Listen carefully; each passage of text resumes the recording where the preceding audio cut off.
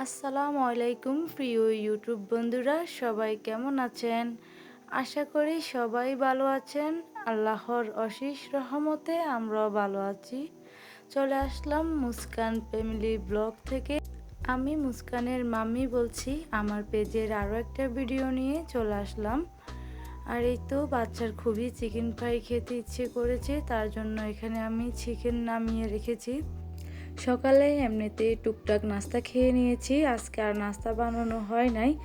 কলা বিস্কিট এগুলো তো বাসায় থাকে, আর বাচ্চারা তো নুডলস এগুলোই খায়। অফ ক্যামেরাতে ওগুলা করা হয়েছে। আর সকালবেলা তো আমার যুদ্ধ করতে হয় বাচ্চা নিয়ে, ওদেরকে অনেক কষ্টে রেডি করানো হয় মর্নিং ক্লাস। ওরা তো ঘুম থেকে একদমই উঠতে চায় না। আর স্কুল থেকে আসার সময় কি সুন্দর মশলা দেখলাম, তাই আমার প্রয়োজন মতো কিছু মশলা নিয়ে আসলাম। আসলে আমার বাসায় আস্ত মশলা নাই, সবগুলো মশলাই আমি গুঁড়া করে ফেলেছি। স্কুলে যাওয়ার সময় আমি চিকেনটা ফ্রোজন করে রেখেছি, বিকেলে চিকেন ফ্রাই বানাবো। আর স্কুল থেকে আসার পরে আমার ছেলে শুরু করেছে চিকেন ফ্রাই বানানোর জন্য। তার কারণ হলো, সে অনেক দিন ধরেই বলতেছে তার প্রাইভেটের যে মিসকে চিকেন ফ্রাই দেওয়ার জন্য। আসলে আমার বাচ্চাদের যে হুজুর মিস, ওনারা আনটাইমে আসে। এই টাইমে দেখা যায় দুপুরের খাবারের টাইমও না, বিকেলের নাস্তার টাইমও না, এমন একটা সময়ে আসে। তারপরও ছেলে যেহেতু বলছে তাই দিয়ে দিলাম আর কি। ম্যাম এসেছে 11:30টায়। আর এই তো আমার নাস্তাটা তৈরি করতে করতে প্রায় 12টা বেজে গেছে। আর আমার বাচ্চারাও চিকেন ফ্রাই অনেক বেশি পছন্দ করে অন্য খাবারের তুলনায়। আর আমি বাইরের চিকেন ফ্রাই একদমই পছন্দ করি না, চেষ্টা করি বাসায় চিকেন ফ্রাই বানিয়ে তাদেরকে খাওয়াবো, সেই চেষ্টাটাই সবসময় করি। আর প্রায় সময়ই আমার চিকেন ফ্রাই বানানো হতো, সেটা আমাদের বাসায় হতো। এখানে এই ফার্স্ট টাইমে চিকেন ফ্রাই বানালাম আর কি। আর এই তো ম্যাম এসেছে, তারপর আবার হুজুর এসেছে, দুইজনকে দুই রকমের নাস্তা দিয়েছি। ম্যাম 11:30 থেকে 1:20 পর্যন্ত থাকে, আর হুজুর আসে আবার 2টা থেকে। তার ভিতরে বাচ্চারা অল্প কিছু সময় পায়, ওই সময়টাতেই বাচ্চারা ফ্রেশ হয়ে দুপুরের লাঞ্চটা সেরে নেয় আর কি। আর হুজুর যাওয়ার পরেই আমি বাচ্চাদেরকে ঘুম পাড়িয়ে দেই, তাদেরও তো একটু রেস্টের প্রয়োজন আছে। এই যে হুজুর যাওয়ার পর রুমের অবস্থা দেখেন, আমাদের হুজুর কেমন জানি।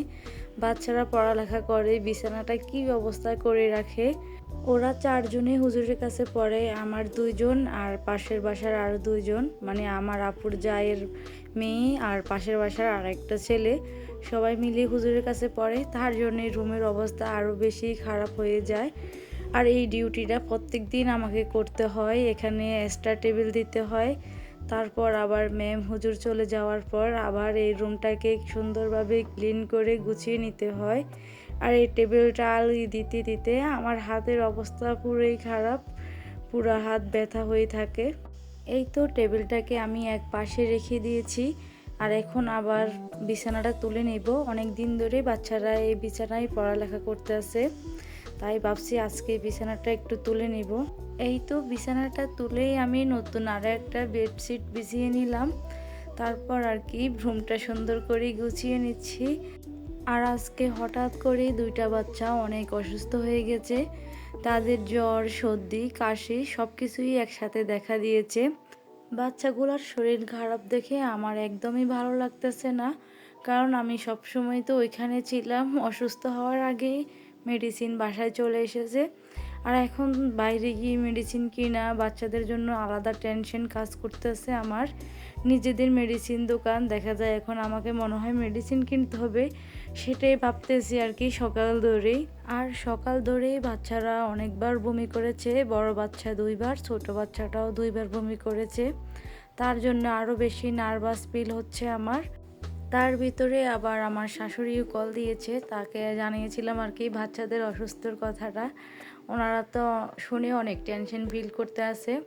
তারপর আবার আমার হাজব্যান্ড যখন আর কি বাসায় এসেছে দুপুরে লাঞ্চ করার জন্য, তখন মনে হয় আমার শাশুড়ি বলছে বাচ্চাদের কাছে আসার জন্য মেডিসিন নিয়ে।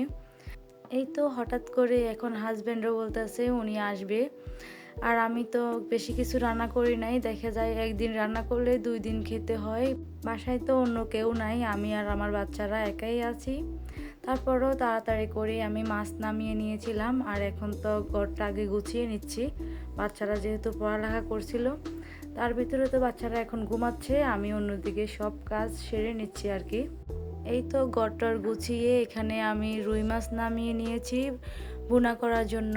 আর আমার হাজব্যান্ড বলে দিয়েছে বেশি কিছু যেন রান্না না করি, ওনার নাকি পেট বেড়ে যাচ্ছে, তার জন্য আর বেশি কিছু নামাই নাই। এই তো রুই মাছ নামিয়ে নিয়েছি, রুই মাছগুলো এখন তেলো ভেজে নিব আর কি। এখন একটু গ্যাস আছে, আর তেলো ভাজার মাঝখান দিয়ে আবার গ্যাস চলে গেছিলো। আমি তো ভাবছি আর গ্যাস আসবে না, আজকেও সিলিন্ডারে রান্না করতে হবে, কিন্তু তার ভিতরে আবার গ্যাস আসছিল। এখন কিন্তু গ্যাসটা কমে যাচ্ছে আর কি, দেখেন, কিন্তু একটু পরে আবার গ্যাস এসে গেছে। আর ইদানিং আমি মেলা কড়াইতে মাছ তেলো ভাজি না, ওই যেই কড়াইতে ভুনা করব ওই কড়াইতে ভেজে নিয়েছি। কারণ হলো কি জানেন, এই কড়াইগুলোর মধ্যে তেল ভাজলে দেখা যায় আশেপাশে আর তেলের যে ছিটা ওটা হয় না আর কি, আর নোংরাও হয় না ঘরটা। কাম বাঁচানোর জন্যই শর্টকাটে এই কড়াইয়ের মধ্যে তেল ভেজে নেই আর কি। এই তো এখানে আমি আগে থেকে কিছু পেঁয়াজ কেটে রেখেছি, বেশি করেই কাটলাম আর কি, যেন 2 দিন রান্না করতে পারি। আর এখন আমি ওই যে মাছ ভাজা তেলের মধ্যে মাছটা ভুনা করে নিব। এই তো অফ ক্যামেরাতেই আমি মশলা কষিয়ে নিয়েছি, এখন মাছগুলা দিয়ে দিয়েছি। মাছগুলাকে এখন আমি ভালোভাবে কষিয়ে নিব আগে, তারপরে আর কি ঝোল দিব। সব কিছুই দিয়ে দিয়েছি, শুধু কাঁচামরিচটা দেওয়া হয় নাই, কারণ আমি কাঁচামরিচটা একটু পরে দেই। এই তো ভালোভাবে মশলাটা আমি মিশিয়ে নিচ্ছি মাছের সাথে। ভালোভাবে কষানোর পর এখানে আমি পরিমাণ মতো ঝোল দিয়ে দিয়েছি। আর ঝোল দেওয়ার পরে আজকে এমন জোরে গ্যাস এসেছে চুলায়, দেখেন আগুনের কি তাপ। আমি তো গ্যাসের অবস্থা দেখে পুরোই ফিদা। প্রত্যেক দিন যদি গ্যাসের এই অবস্থা থাকতো তাহলে তো অল্প দিনেই মোটা হয়ে যেতাম, এটা সেটা বানিয়ে খেতে খেতে বিকেলে আর নাস্তার চিন্তাই করতে হতো না। এই তো মাছ বোনার লাস্ট পর্যায়ে আমি এখানে ধনিয়া পাতা দিয়ে দিচ্ছি।